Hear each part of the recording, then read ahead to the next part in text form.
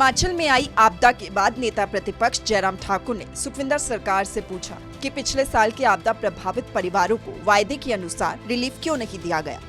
शिमला में पत्रकारों से बातचीत में उन्होंने ये मांग भी की है कि बीते साल रिलीफ मैनुअल में किए गए बदलाव के आधार पर इस साल भी प्रभावित परिवारों की मदद की जाए। नेता प्रतिपक्ष जयराम ठाकुर ने ये आरोप भी लगाया है कि पिछले साल प्रभावित परिवारों से जो वादा किया था वो कई परिवारों तक अभी भी नहीं पहुँचा।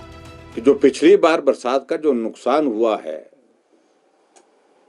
उसकी भरपाई के लिए जो पैकेज की बातें कही गई थी वो पैकेज की बातें हवाई रह गई है, जमीन पर नहीं उतर पाई है। और अब की बार जो राहत देने की जो बात कही गई है उसमें उस विशेष पैकेज का पिछली बार जो जिक्र किया गया था, जिसका अगर मकान चला जाता है तो उसको 7 लाख रुपए देने की बात कही गई थी।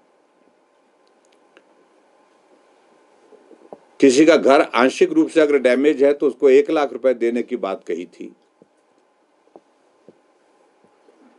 और ऐसे ऐसे जो राहत पैकेज के अंतर्गत जिसका जिक्र उस वक्त सरकार के बहुत सारे लोगों ने बहुत ज्यादा किया।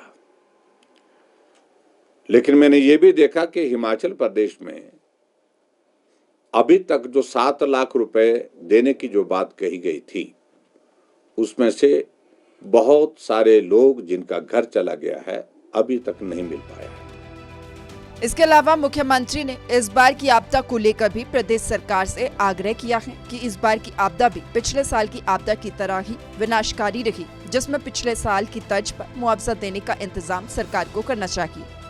अब की बार की त्रासदी भी लगभग वैसी ही त्रासदी है। अभी आने वाले समय में मालूम नहीं अगर बरसात का दौर लंबा रहेगा कितना नुकसान होगा जान माल का।